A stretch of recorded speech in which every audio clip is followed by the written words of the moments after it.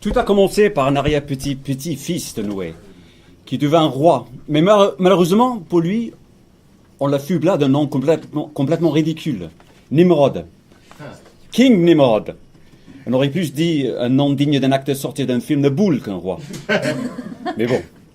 En ces temps-là, bien sûr, tous les hommes ne parlaient qu'une seule langue. Un peu comme dans le Royaume-Uni actuel. Oui, c'est vrai, on pratique le monolinguisme. À la différence de la France, où les gens sont bilingues. Surtout les hommes politiques, comme François Hollande, qui, me semble-t-il, parle allemand. Ou est-ce que c'est l'autre Merkel? Je les confonds toujours. Mais Sarkozy parle vraiment deux langues. Si, parce qu'on m'a dit qu'il était bilingue.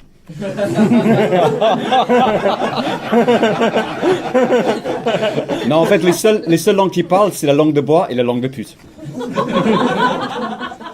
Enfin, revenons à notre cher Nimrod, qui se l'a pété. Forcément, quand on est roi, on se la pète. On peut se la permettre.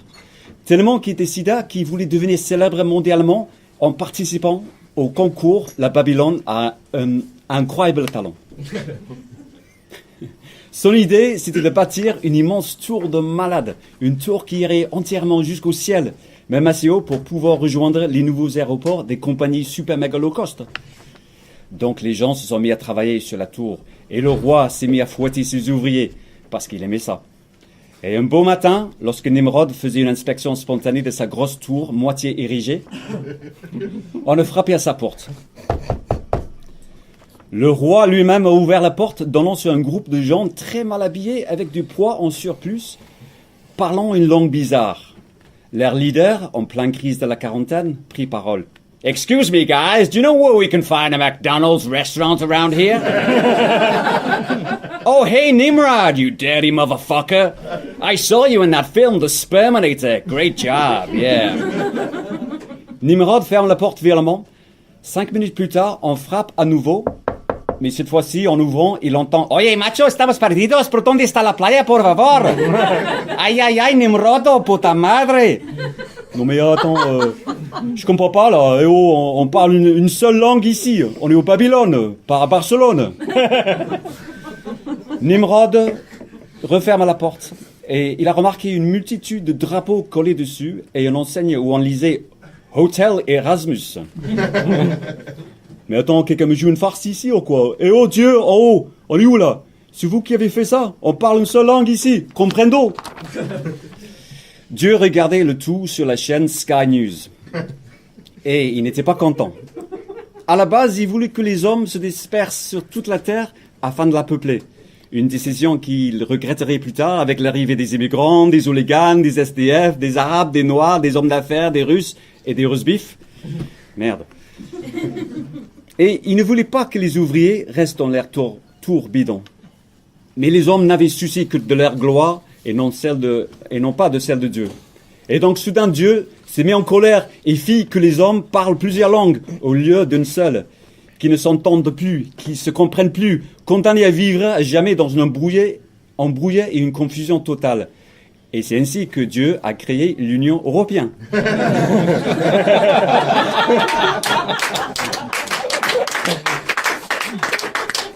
À l'image de la tour de Babel, bien sûr. Mais c'est vrai, la tour de Babel, c'est un modèle pour l'Europe. C'est aussi simple que bonjour. Enfin, bonjour, hello, guten Tag, buenos dias, buongiorno, zdravo, dziadnavdo, ok, molto, tutti frutti, ok, vous pouvez éteindre vos applications de traducteur. Je vais pas réciter toutes les langues d'Europe quand même. Alors, comme ça, tout le monde dans la tour de Babel s'est mis subitement à parler couramment une langue différente des uns des autres. Ah, si seulement cette méthode d'apprentissage était disponible à la Fnac. Il y aura moins de monolingues malheureux. Du coup, les gens ne pouvaient plus se comprendre. Certains parlaient l'allemand. « Ja, das ist gut, mein Freund !» L'espagnol. « Toca la guitarra, Manuel !» Et d'autres parlaient l'occitan. « Estacio Benento, Jan Jan. »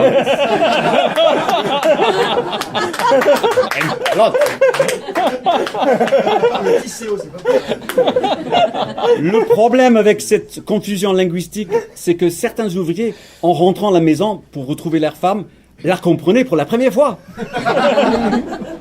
Et c'était le début de beaucoup de problèmes qui n'existaient pas auparavant. Bienvenue à la Terre multilingue, multiculturelle, multiconfessionnelle et multibene. Nimrod a voulu trouver la gloire, mais Dieu l'a bien embrouillé sa gueule et ses ouvriers. Il me reste juste 2 choses à dire. D'abord, je pense que Google Translation a un grand avenir devant lui. Et j'espère juste que si l'Angleterre doit quitter l'Europe, qu'on trouvera un lieu plus chaud. Et aussi, on trouvera de sérénité de cette pagaille de l'autre côté de la Manche. Merci, chers auditeurs, monolingues, bilingues, trilingues et lourdingues. Bonsoir, good evening, buenas noches et Merry Christmas.